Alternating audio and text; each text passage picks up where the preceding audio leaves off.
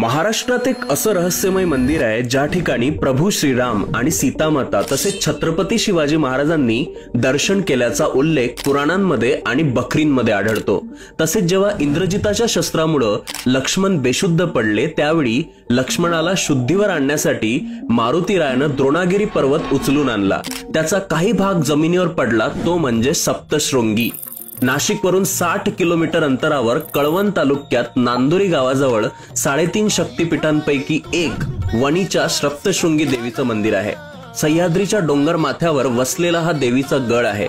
गडावर पोहोचण्यासाठी 472 पायऱ्या आहेत। गड चढण्याचा आणि उतरण्याचा दोन्ही मार्ग वेगवेगळे आहेत।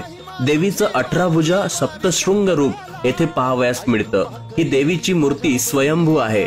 येथील गाभाऱ्याला शक्तिद्वार, सूर्यद्वार आणि चंद्रद्वार असे 3 दरवाजे आहेत। या तिन्ही दरवाजातून देवीचं दर्शन घडतं। ब्रह्मदेवाच्या कमंडलू पासून गिरिजा महानदी प्रकटली। तिचं रूप म्हणजे सप्तशृंगी असं म्हटलं जातं। चैत्र नवरात्रात देवीचं मुख प्रसन्न असतं। शारदीय नवरात्रात गंभीर। निवृत्तीनाथ या मातेला आपली कुलस्वामिनी मानत समाधी घेण्यापूर्वी त्यांनी या गडावर ध्यान केल्याचं म्हटलं जातं। सप्तशृंगी गडावर महिषासुराचं एक मंदिर आहे। येथे देवीनं त्रिशूळानं महिषासुराच्या धडापासून शिर वेगळं केलं, त्यामुळं पर्वताला मोठी भेग पडली, ती आजही दिसते असं म्हणतात। नवरात्रोत्सवात दरवर्षी सप्तशृंगी गडावर मोठी यात्रा भरते। राज्यभरातील भाविक दर्शनासाठी येथे येतात।